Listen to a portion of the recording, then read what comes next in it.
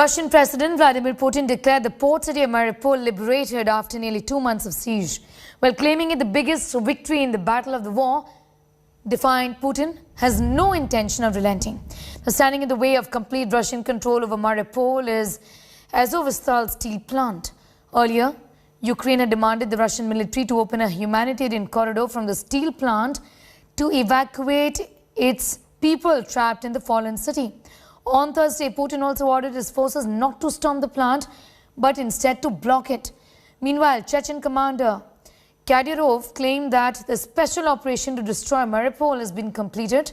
Same day, US President Joe Biden announced additional military aid to Ukraine of $800 million. This new package will include much-needed heavy artillery and ammunition for Ukrainian forces.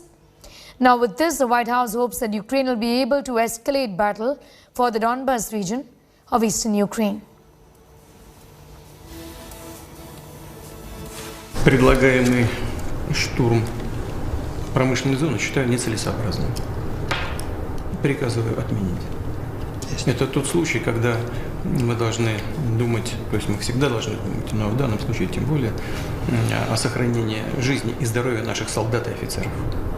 Не нужно лезть в эти катакомбы и ползать там под землей по этим промышленным объектам. Заблокируйте эту промышленную зону так, чтобы муха не пролетела. Our unity at home, our unity with our allies and partners, and our unity with the Ukrainian people is sending an unmistakable message to Putin. He will never succeed in dominating and occupying all of Ukraine. That will not happen. President Vladimir Putin has declared that Ukraine's Mariupol has been successfully liberated. Putin has asked his troops not to storm the Azovstal steel plant, the last remaining Ukrainian stronghold in the city, but to block it so that no one can escape. The port city is the gateway to the Sea of Azov and has both strategic and symbolic importance. It lies just 50 kilometers from the Russian border. Here is a detailed report. Once a sprawling port city and gateway to Sea of Azov, strategic city of Mariupol has fallen to Russian troops. Putin's invasion army scoring a major win almost 2 months into the war. Ukraine losing its major stronghold after weeks of fierce war, human suffering and allegations of unimaginable war crimes. Russian President Vladimir Putin hailed what he called the successful liberation of the city.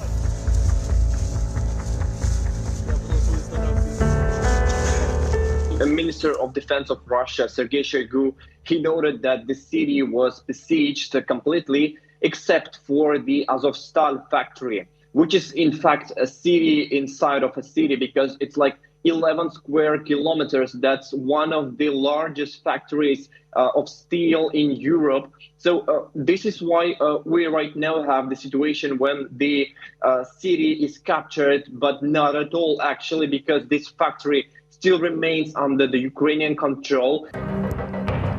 Amid all-round Russian surge in Mariupol, this Azovstal steel plant, once Europe's biggest metallurgical plants, has become the last stand for surviving Ukrainian troops, who so far fearlessly fought Russians. The plant is in ruins after multiple airstrikes and shellings by Kremlin forces. But its buildings, blast furnaces, rail yards and underground units are still serving as the hideout for Ukrainian troops, outgunned, outmanned and facing doomsday, with food, water, medicine and ammunition fast depleting due to the military siege by Russia. Ramzan Kadyrov, the leader of Russia's Chechnya region, whose forces have been fighting in Mariupol, has claimed that Azovstal plant will be completely under control of Russian troops very soon. Putin, however, has decided not to storm the plant and has asked his men to lay an impregnable blockade of the entire complex to prevent anyone from escaping and to wait till Ukrainian forces run out of supplies. The Azov, which is the national military brigade and the part of the Ukrainian defense forces, they still having this factory under their control. and they have this. They're benefiting from the critical location of the factory close to the sea, and they are having the catacombs, or they are having the underground corridors, which are helping them to stay there and to prepare for the Russian possible siege of the factory. Putin held a meeting with his defense minister after the mega win and plotted his next strategy. Putin has called on the remaining Ukrainian fighters in Azovstal to lay down their arms, saying Russia would treat them with respect and provide medical assistance to those injured. Mariupol has symbolic importance for Russia because it was de facto headquarters of the far-right nationalist Azov battalion, which Moscow has promised to destroy. The Russian president's clear message is that there needs to be no evacuation of the steel plant. It should be shut down, and the forces should be given yet another opportunity to lay down their arms. The video journalist Satya Rautway in Moscow, Geeta Mohan for India Today. And staying with developments from Ukraine, Kharkiv's small residential district, Saltvika, has turned into a ghost town. More than 120 people have been killed and over 300 have been injured. There are no signs of life just anywhere. Mosmi Singh gets us this report from the ravaged city.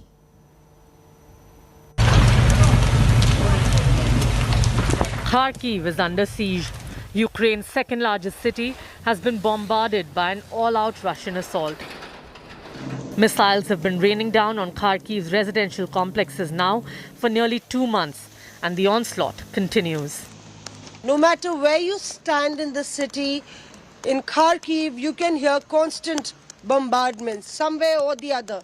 In this central marketplace, this, in fact, depression is actually a story of how, when the rockets rained in on the city, they targeted civilian and market areas. And if you look on the other side, this is a new market that was made.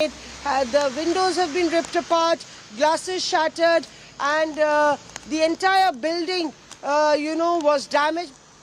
Kharkiv's small residential district, Saltikva, has turned into a ghost town. More than 120 people have been killed and over 300 have been injured. There are no signs of life anywhere. It happens 2 days ago. 2 people were killed here.